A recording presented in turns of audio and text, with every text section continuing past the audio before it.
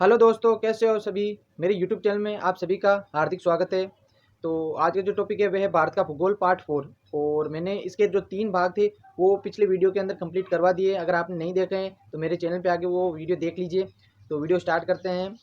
भारत का भूगोल पार्ट 4। भारत अक्षांशीय दृष्टि से किस गोलार्ध में स्थित है।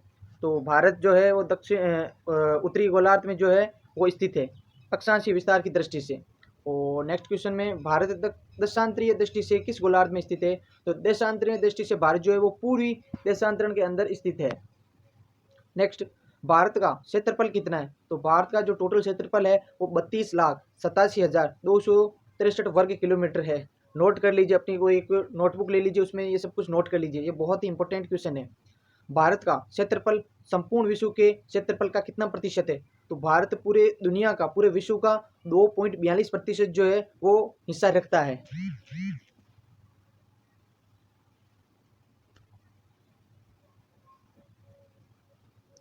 चैनल को लाइक और सब्सक्राइब कर दीजिए। नेक्स्ट, क्षेत्रफल के हिसाब से भारत का विश्व में कौन सा स्थान है।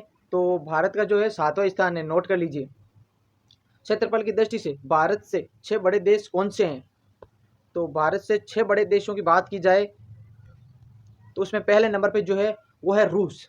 रूस के बाद आता है कनाडा, और कनाडा के बाद आता है चीन, और फिर आता है संयुक्त राज्य अमेरिका।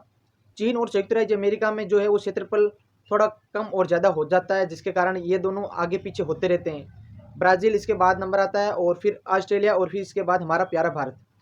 नेक्स्ट, भारत का अक्षांश कितना है। भारत का अक्षांश 8 डिग्री 4 उत्तरी अक्षांश से 37 डिग्री 6 उत्तरी अक्षांश है। याद कर लीजिएगा, 8 डिग्री 4 उत्तरी अक्षांश से 37 डिग्री 6 उत्तरी अक्षांश से। नोट कर लीजिए, काफ़ी बार पूछा भी गया है ये। नेक्स्ट, भारत का देशांतरण कितना है। भारत का जो देशांतरण है वो 68 डिग्री 7 से 97 डिग्री पूर्वी देशांतरण है। नोट कर लीजिए, बहुत ही इंपॉर्टेंट क्वेश्चन है ये। जनसंख्या की दृष्टि से भारत का स्थान विश्व में कितना है। तो भारत का जो है वो स्थान दूसरा है, और अभी पहला जो है वो चीन का है। अभी कुछ ही महीनों के बाद जो है वो भारत चाइना को ओवरटेक कर लेगा और पहले स्थान पर हो जाएगा जनसंख्या की दृष्टि से। आने वाले समय कुछ ही महीनों की बात है।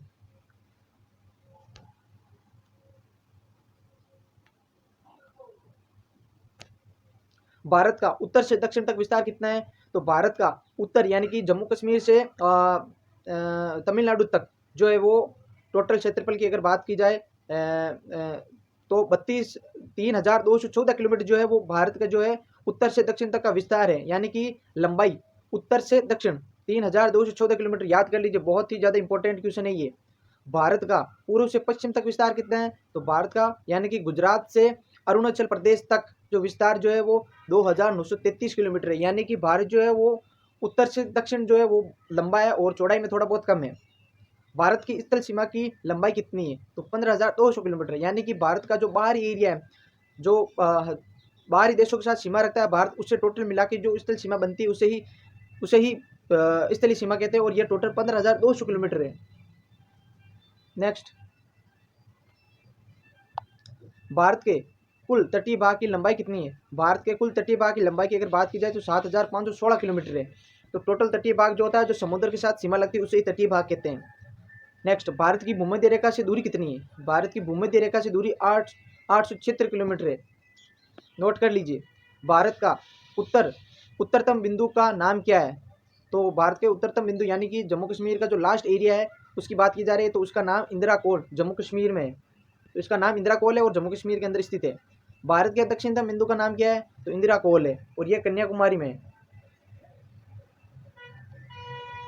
नेक्स्ट, भारत के पश्चिमतम बिंदु का नाम क्या है। भारत के पश्चिमतम बिंदु यानी गुजरात का एरिया की बात की जाए तो गौर माता सरकरी गुजरात के अंदर जो ये स्थित है पश्चिम बिंदु। और भारत के पूर्वी बिंदु का क्या नाम है। तो भारत के पूर्वी बिंदु का जो नाम है वो है कीतु अरुणाचल प्रदेश। ये कीतु जो है भारत का पूर्वी बिंदु और ये अरुणाचल प्रदेश के अंदर पड़ता है। कौन सी रेखा भारत को दो लगभग बराबर हिस्सों में बांटती है। तो दो बराबर भागों में बांटने वाली रेखा जो है वो कर्क रेखा है, जो भारत को दो बीच में से निकलती है।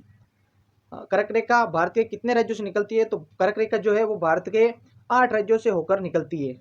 नोट कर लीजिए, ये बहुत ही इंपॉर्टेंट क्वेश्चन है, और यहाँ तक जो क्वेश्चन थे वो बहुत ही इंपॉर्टेंट थे, और इससे भी कोई जो भी इंपॉर्टेंट क्वेश्चन छूटे हैं वो मैं आपको नेक्स्ट वीडियो के अंदर करवा दूंगा। अगर आपको ये याद नहीं है तो आप एक नोटबुक ले लीजिए, तो उसमें ये काफ़ी आपकी हेल्प भी हो जाएगी। अगर आपने चैनल को लाइक और सब्सक्राइब नहीं किया तो चैनल को लाइक और सब्सक्राइब कर दीजिए, क्योंकि मैं ऐसे इंपॉर्टेंट जो है वीडियो लेके आने वाला हूँ। तो मिलते हैं नेक्स्ट वीडियो के अंदर। धन्यवाद।